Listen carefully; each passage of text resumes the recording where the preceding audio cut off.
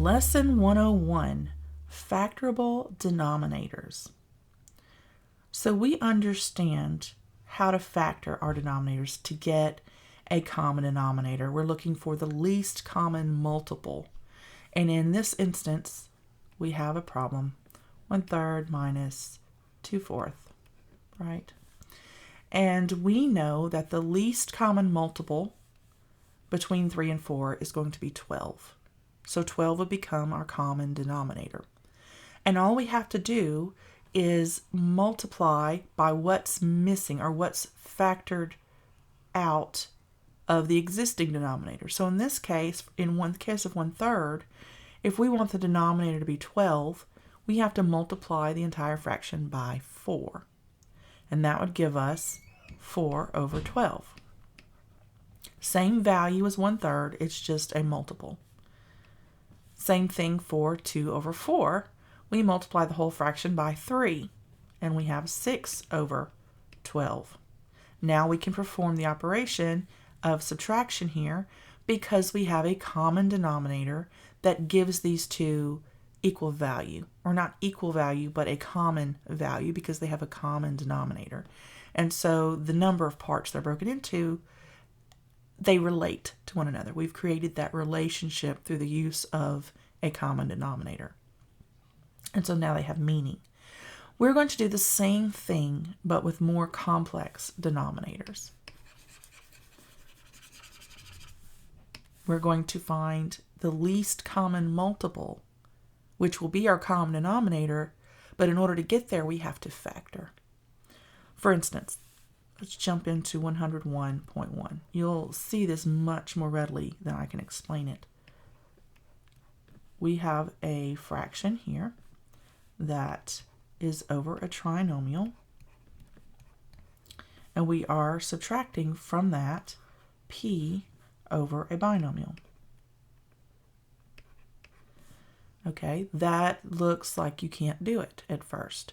However, we can get a common denominator by finding the factors here that will help us to multiply this one and bring it in line and build a relationship between the two fractions. So let's factor this one. It'll be 6x over, and we're going to go ahead and put in our parenthesis and factor our trinomial like we're used to factoring. Now to get a negative 12 with a negative 1 remaining, we need to have negative 4, positive 3, right? Because those make 12, and when combined, a negative 4 and a positive 3 leave a negative 1 behind. So that's correct. What do we see, though? Over here, we have x minus 4 already. So in order to get a common denominator, we need to multiply this side, this fraction, by this other factor that is in the denominator of this fraction. So we're going to do that. We're going to say x plus 3 times the top and times the bottom. And that is going to bring this up to the same relationship. Now we need to multiply here and rewrite this fraction as one, instead of an operation, it's going to be one fraction. Okay. Now there's a trick.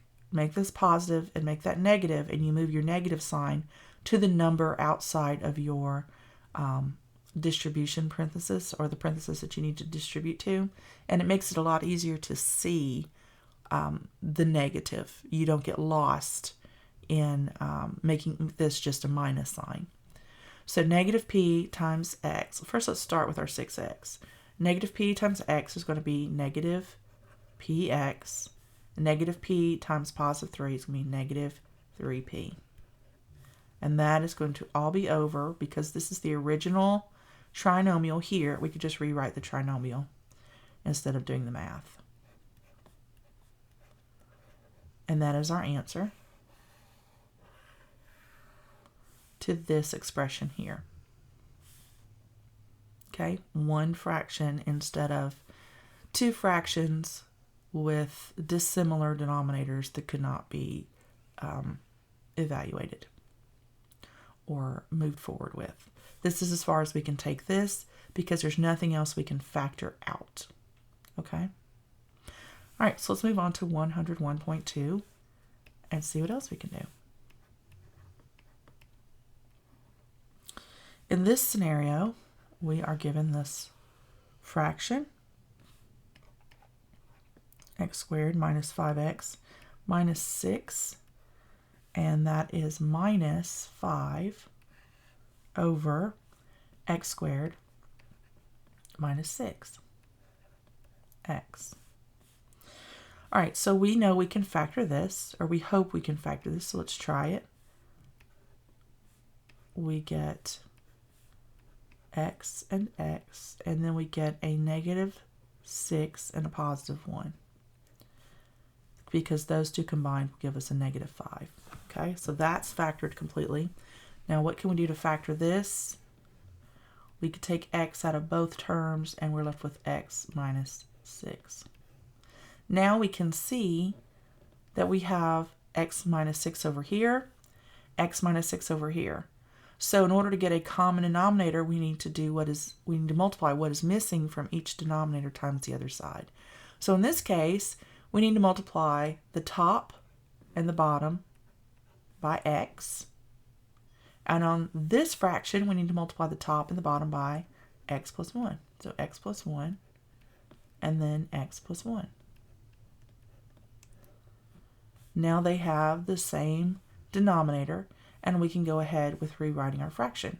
So we have 7x, and remember, change this to a positive and put the negative on the 5. Negative 5 times x is going to be negative 5x. Negative 5 times positive 1 is being negative 5. And instead of having to do all this multiplication all over again, we know that these two binomials were just this one here. So I'm just going to take this x and multiply it by this, and then we'll get the same result. So it's x times x squared is x cubed, minus x times 5x is 5x squared. X times negative 6 is negative 6x. So now we have a fraction, but let's see if there's anything we can combine. Okay, 7x minus 5x, that's going to equal 2x minus 5. And we'll put that back over the same denominator. And we are done. And that's all we can do. Okay. And you do not have to multiply this back out. You can leave it like this. It's up to you which one you choose to do. But this is the answer here. All right. All right, let's clear the page.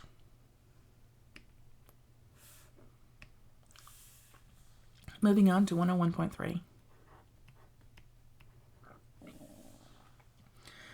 So as you can see, we're just taking things that you already know how to do and putting them together at this point. You guys can do this. You just have to see the different parts within that have been combined, things that you already know that are being put together, and recognize them for what they are. And I know that all of you are smart enough to do that. You can see that without me having to explain it to death. I'm going to try not to do that. So we have, again, a binomial over a trinomial. I can't speak today. And another fraction over a different binomial. And we are going to, first of all, factor the top here because we can factor it. So if you can factor something, the best rule of thumb is to go ahead and factor it, just in case you need it factored. If you don't need it factored, you can always unfactor it, and that'll be fine. So we could take 2 out of both of these numbers. I'm sorry, terms, not numbers. So we have 2 times 2x plus 1, right? And that's going to be over the trinomial here. We have x, and it is going to be, we need to have a positive 1 remaining. So that is going to be, turn a page here. we're going to use 3 and 2. So we're going to use a positive 3 and a negative 2 because when combined, they leave a positive 1. We know that's a 1 right there behind. Okay. So now we're going to factor this one. We can't factor the top. It's just all by itself. And we are going to take x out of this below. All right. So we can see that we have an x plus 3 and an x plus 3, an x minus 2 and an x. So we need to take the x and multiply it by both of these. So let's just put the x here and here. And now we need to take x minus 2 and put it over here. So we'll say x minus 2 and x minus 2. Now they're all over the same denominator, so they have the same relationship, and we can rewrite. All right, I'm going to go ahead and we didn't need to factor this, but because we did, we're just going to take it back and see if we can build a relationship here with the other on this side. So we have 2x times 2x, that's going to be 4x squared. And 2x times positive 1 is going to give us plus 2x. And we have, again, this is negative. Negative 4 times x is minus 4x. And negative 4 times negative 2 is a positive 8. Okay, and all of that is over x times x plus 3 times x minus 2. Okay. Now we can combine these two, and that gives us negative 2x. So our answer is going to be 4x squared minus 2x plus 8 all over x plus 3, x minus 2. But what about this up here? Can we do anything with that? Can we factor anything out? Are there any factors of 8 that leave behind a negative 2? Let's see. We'll try it and see. If we have negative 4 and negative 2, that gives us a negative 6. If we have positive 4, positive 2, that gives us a positive 6. So no, there are no factors here that we can factor out that would give us a positive 8 and a negative 2. So we cannot factor this trinomial here. We're stuck. The only thing that we can do for sure is take out the 2. So we could take out the 2 and say 2x squared minus x plus 4. And that's all we can do. So if we wanted to factor that further, that would be our final answer, is to have this in place of this. But it's not necessary because we can't take it any further, so you can just leave it like that and you'll be fine. My point is that if you choose to factor it further, and that's as far as you get, it's an acceptable answer. I will take it factored or unfactored, as the case may be. All right, let's clear the page and move on to 101.4. All right, 101.4,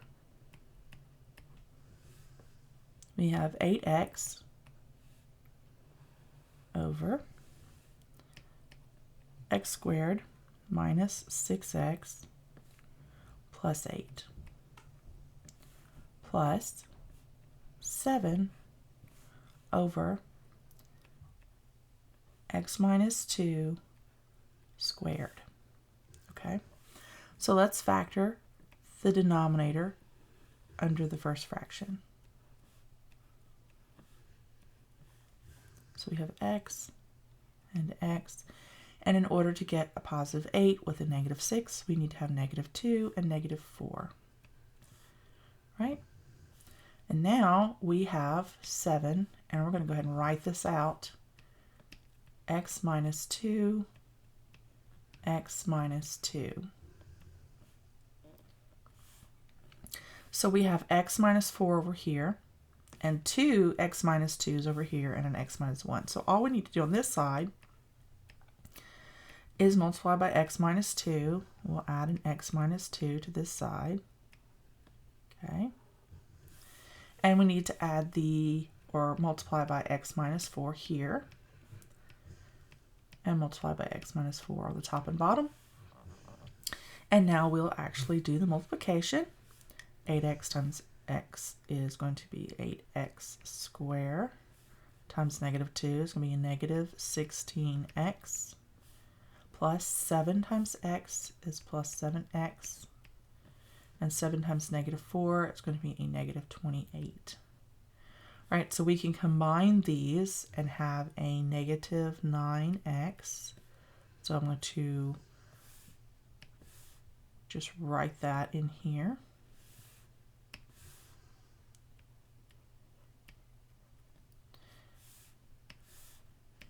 Okay. Let's rewrite the 8x squared just a little bit closer.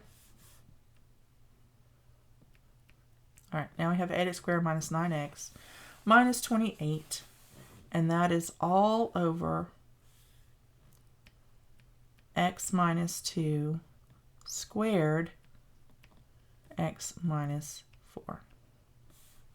And that is as far as you have to go. That is the answer for 101.4.